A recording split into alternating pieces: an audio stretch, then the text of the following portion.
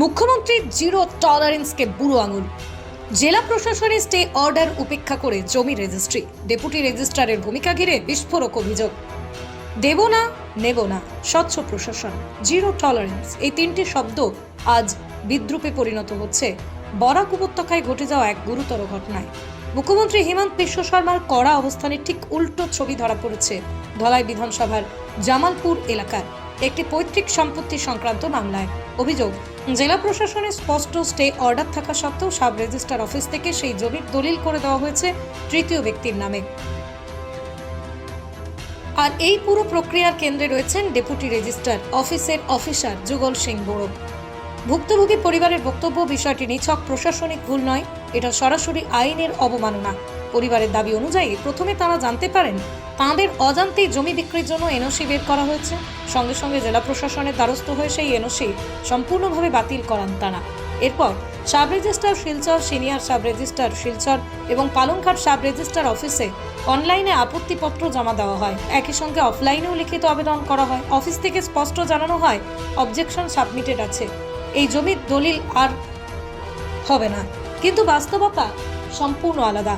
প্রায় 28 দিন পর পরিবার জানতে পারে সেই জমির দলিল ইতিমধ্যেই সম্পন্ন হয়ে গেছে। প্রশ্ন একটাই, জেলা প্রশাসনের স্টে অর্ডার থাকার পরও কিভাবে একটা দলিল পাস হয়?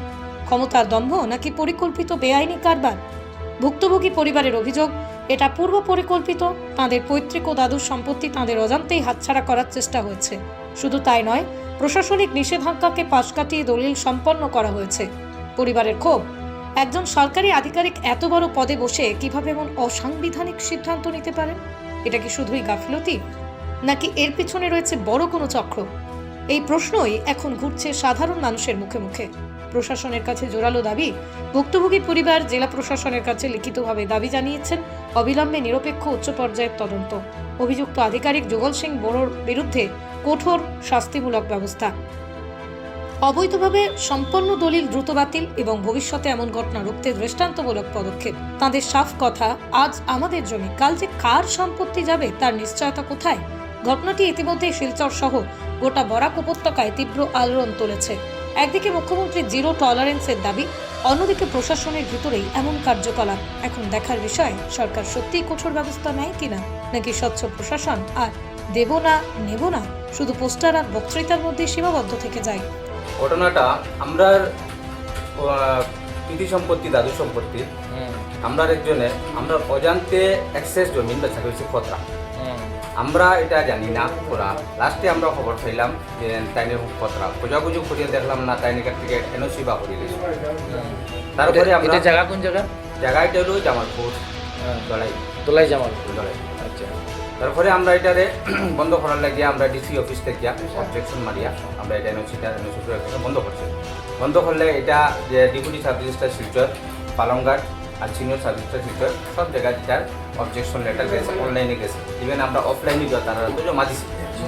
জমা দেওয়ার পরে তো এটা দলিল হইতো না। ইভেন আমরা বারবার গিয়ে তারা ইনকোয়ারিও করছি, তারা বলছেন এটা দলিল কোনো মতো হইতো না, এটা অবজেকশন সার্টিফিকেট আছে। এটা দেওয়া হয়েছে 6/10/2025 অবজেকশনটা সাবমিট হয়েছে। কিন্তু অবজেকশন সাবমিট হওয়ার প্রায় 28 দিন পরে 3/11/2025 গিয়া আমরা খবর পাই তারা এটা দলিল করে দিচ্ছে। দলিল করার পরে আমরা এটার মানে ডিসির অবজেকশনের অর্ডারের পরে, ডিসির অবজেকশন অর্ডারের পরে তারা দলিল করছে।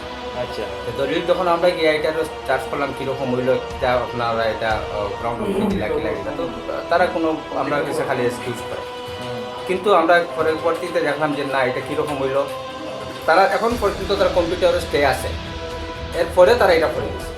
মানে অফিসও এখন পর্যন্ত অবজেকশন স্টে আছে, মানে রয়েছে ওই জায়গাটা, রয়েছে ওই জায়গাটা অবজেকশনের উপরে আপনার অর্ডার রয়েছে, অর্ডার হয়েছে, ডিসি অর্ডার করছে, ডিসি অর্ডার করছে। ডিসির অর্ডারটারে ভায়োলেশন করিয়া ডিসি সাব রেজিস্ট্রারে মোটামুটি একটা ইয়া টাইমটা দলিল করে দিয়েছে। একসাথে মরিব একজন আসেন আর সাব রেজিস্ট্রারে মিলিয়া ওটা করে দিচ্ছে। এটার থেকে আমরা অনেক ভুক্তভোগী বর্তমানে, তারা বর্তমানে জমিন অবৈধভাবে দখল করার চেষ্টা করে, আমরা অনেক হেনস্থা করে। আমরা কোনো পক্ষে আমরা জায়গার মধ্যে আমরা টিকে পারিয়ে না, আমরা পরিস্থিতি খুব বেশি খারাপ।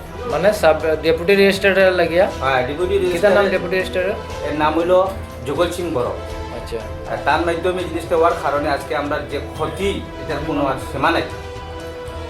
এখন আমরা বর্তমানে খুব বেশি অসুবিধা হেনস্থা ইভেন আমরা যখন আমরা আটকাইতে যাই তারা বড় গ্যাং লইয়া তারা এটাকে দখল করার চেষ্টা করে আমরা জানো মারার হুমকি দেয় মানে বহুত ধরনের টর্চার উঠে আছে বর্তমানে আমরা সম্পত্তি লইয়া শুধুমাত্র তার ডিপুটি সাব রেজিস্ট্রার সাবর এজেন্ট মানে এই ইলিগাল এই কাজটা করার কারণে। এখন আপনি প্রশাসনের কাছে কি তা চাই? এখন আরও প্রশাসন চাই যে এটার একটা পরিপূর্ণ একটা শাস্তি স্বরূপ একটা মানে দেওয়ার লাগিয়া আর আমরা এই দলিল যেটা আছে সেটা ক্যান্সেল হইতো আর তাই যে যেটা পুরো খরচ এটার উপযুক্ত যাতে সাজা পাই আর যাতে অন্য সময় অন্য কোনো মানুষ যাতে এরকম হয় না অনেক সময় অনেক মানুষ এরকম হেনাস্তা হইব আজকে আমরা যেটা হয়েছি। আপনারা কি তার ডেপুটি রেজিস্ট্রারের উপরে কি তা মামলা করবেন? একদম 100% আমরা তার উপরে মামলা করবো আমরা।